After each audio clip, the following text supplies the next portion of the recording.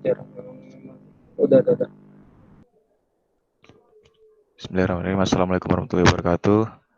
Kami dari kelompok 1 PMS TPBG Institut Teknologi Kalimantan ingin mempresentasikan tugas besar kami yang berjudul Pendapat Mahasiswa tentang Sistem Kuliah Online saat Wabah COVID-19 yang disusun oleh Nindi Elisa NIM 02 19 10 18. Dedi Sagala 03 19 10 23. Saya sendiri Fajar Hidayat 04 19 10 23. Fadli Izam 06 19 10 22. Roy Manda Purba 09 19 10 59. Satrio Dio Septian NIM 11 19 10 67. Selanjutnya yang akan menjelaskan Fadli Izam. Bismillahirrahmanirrahim. Ya, di sini materi penyebaran kuesioner kami tujukan pada mahasiswa Institut Teknologi Kalimantan, yaitu dari angkatan 2018 dan 2019 yang terdiri dari 14 prodi, dan pada tanggal 10 Juni 2020 data yang didapat sejumlah 175 mahasiswa untuk angkatan 2018 dan 2019. Proses pengambilan data statistik adalah sebagai berikut. Yang pertama, 3.1 pembuatan kuesioner. Pembuatan kuesioner dan pengambilan data dilakukan secara online, mengingat tengah dilakukannya karantina oleh pemerintah guna mengurangi dampak dari COVID-19. 3.2 penyebaran kuesioner. Penyebaran kuesioner ini kami tujukan pada mahasiswa Institut Teknologi Kalimantan, yaitu dari angkatan 2018 dan 2019 yang terdiri dari 14 prodi, dan pada tanggal 10 Juni 2020 data yang didapat sejumlah 175 mahasiswa untuk angkatan 2018 dan 2019. 3.3 pengolahan data statistik. Pengolahan data deskriptif dengan pengumpulan data yang telah dilakukan pada masing-masing mahasiswa ITK angkatan 2018 dan 2019. Didapat 175 responden dapat digunakan untuk pengolahan data. Setelah data diolah menjadi hasil data dari kuesioner tersebut menghasilkan kesimpulan.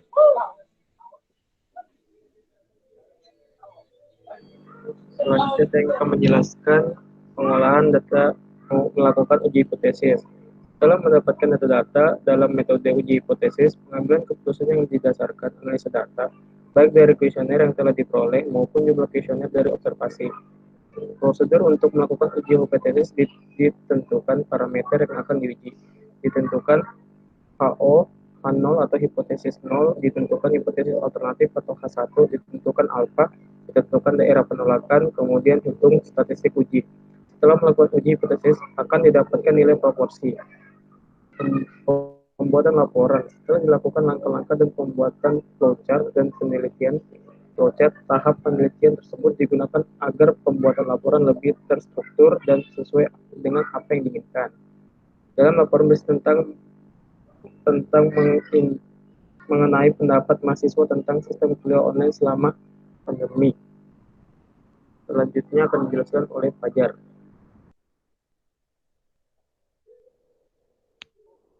Selanjutnya data koresponen angkatan 2018 dan 2019. Persentase angkatan 18 sama dengan 17 per 175 dikali 100% sama dengan 9,7%. Sedangkan presentase angkatan 19 yakni 158 per 175 dikali 100% yang hasilnya 90,3%. Berdasarkan form yang kami buat, kami memperoleh responden dari masing-masing angkatan sebanyak 17 responden dari angkatan 18 dan 158 responden dari angkatan 19. Setelah didapatkan data berdasarkan form yang kami buat, maka kami dilakukan perhitungan persentase terhadap sampel data yang didapat. Menggunakan rumus sebagai berikut. Angka persentase jumlah total responden dikali 100%.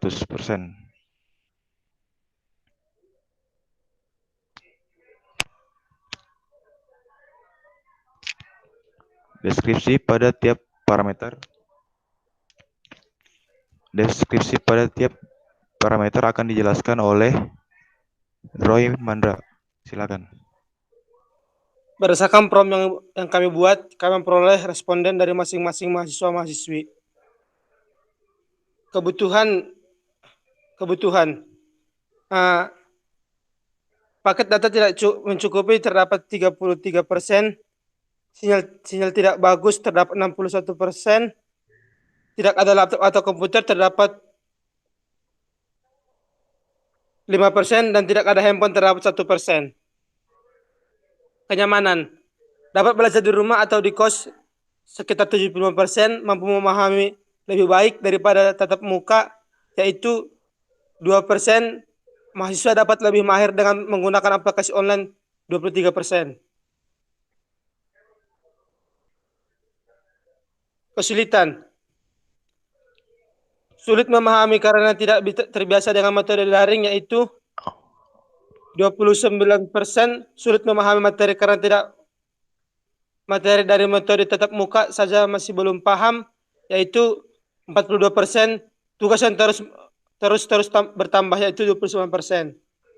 Pilihan metode, kurang efektif 45%, cukup efektif 38%, efektif 3%, tidak efektif 13%.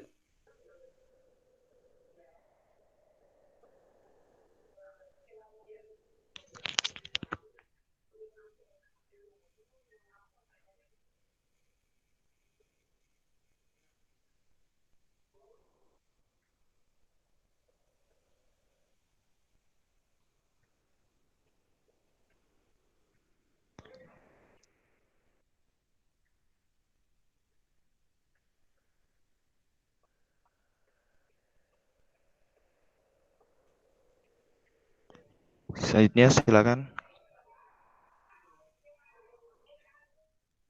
Karena J hitung lebih besar dari 1,9 dan J hitung lebih besar dari min 1,56, klaim P sama dengan 40%. 1. HO sama dengan 40% sama dengan 0,4. H1 sama dengan P tidak sama dengan 0,4 sama dengan 0,4. 2. Alpha sama dengan 5% sama dengan 0,05. A per 2 sama dengan 0,025. 3. Z A per 2 sama dengan 1,96. Maka uji proporsi, uji Z statistik uji sampai J hitung daerah penolakan J hitung lebih kecil negatif 1,96 atau J hitung lebih besar 1,96. 4. P sama dengan X per N sama dengan 70/100 sama dengan 0,7. P0 sama dengan 0,4, maka Q0 sama dengan 1 kurang 0,4 sama dengan 0,6. 5. Statistik uji J sama dengan P kurang P0 per akar dari P0 kali Q0 sama dengan 0,6 dikurang 0,4 per akar dari 0,4 dikali 0,6 per 100 sama dengan 4,08386. J hitung lebih besar dari 1,96.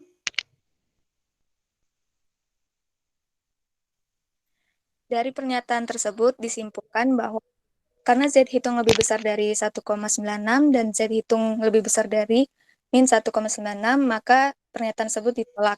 Kesimpulannya adalah dapat disimpulkan bahwa keputusan hipotesis awal yang setidaknya 40% mahasiswa kurang setuju dengan keefektifan sistem kuliah online ini, maka pernyataan tersebut tidak benar. Diperjelas dengan fakta dari populasi yang mengisi Google Form bahwa terdapat 45% mahasiswa menyatakan kurang efektif dengan sistem kuliah online ini.